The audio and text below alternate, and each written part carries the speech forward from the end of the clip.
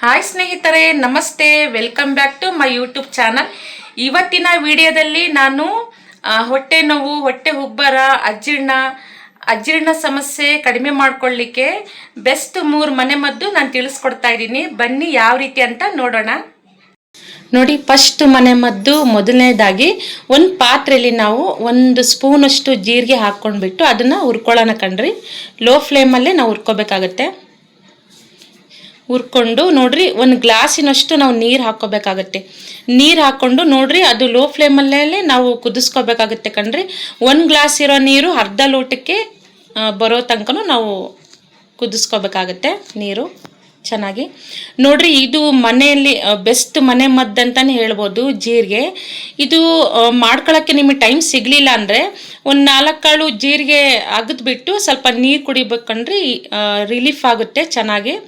ಅಜೀರ್ಣ ಸಮಸ್ಯೆ, ಗ್ಯಾಸ್ಟ್ರಿಕ್ ಏನೇ ಇದ್ರೂ ಸ್ವಲ್ಪ ರಿಲೀಫ್ ಆಗುತ್ತೆ ನೋಡ್ರಿ. ಇದು ಆರಿದ ನಂತರ ಇದಕ್ಕೆ 1-2 ಕಲ್ಲುಪ್ಪು ಹಾಕೊಂಡು ಕುಡಿಬೇಕಾಗುತ್ತೆ ಕಣ್ರಿ. ನೆಕ್ಸ್ಟ್ 2ನೇ ಮನೆ ಮದ್ದು, 1 ಗ್ಲಾಸ್ ಅದೇ ಕಪ್ಪಲ್ಲಿ 1 ಗ್ಲಾಸ್ ನೀರು ಹಾಕಿಬಿಟ್ಟು 4 ಲವಂಗನ ನಾವು ಸ್ವಲ್ಪ ಕುಟ್ಕೊಳ್ಳೋಣ ಕುಟ್ಟಾಣಿಯಲ್ಲಿ.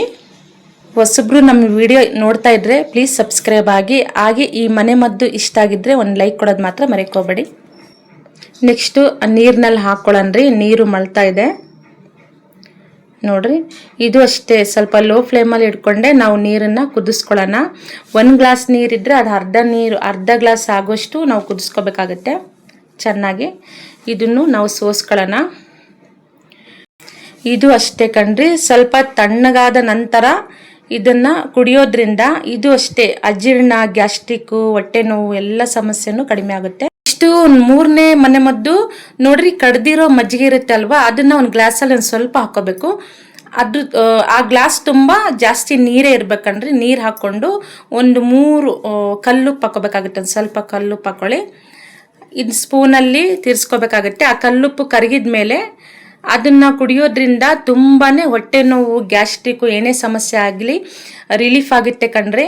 ನೋಡಿ, ಈ ಬೆಸ್ಟ್ 3 ಮನೆ ಮದ್ದಲ್ಲಿ ಯಾವುದಾದ್ರೂ ಒಂದು ನೀವು ಮಾಡಿಕೊಂಡು ಕುಡಿಯೋದ್ರಿಂದ ತುಂಬ ಅಜೀರ್ಣ ಸಮಸ್ಯೆ ಕಡಿಮೆ ಆಗುತ್ತೆ ಕಣ್ರಿ. ತುಂಬಾ ರಿಲೀಫ್ ಆಗುತ್ತೆ. ಈ 3ರಲ್ಲಿ ಯಾವುದಾದ್ರೂ ಒಂದು ನೀವು ಮನೆ ಮದ್ದು ಮಾಡ್ಕೊಂಡು ಕೊಡೋದ್ರು ತುಂಬಾ ಒಳ್ಳೇದು ಕಣ್ರಿ. ಈ 3 ಬೆಸ್ಟ್ ಮನೆ ಮದ್ದು. ಹಾಗೆ ನಮ್ಮ ವಿಡಿಯೋ ಇಷ್ಟ ಆಗಿದ್ರೆ 1 ಲೈಕ್ ಕೊಡೋದು ಮಾತ್ರ ಮರೆಯೋಕೋಬೇಡಿ. ಬಾಯ್ ಸ್ನೇಹಿತರೆ.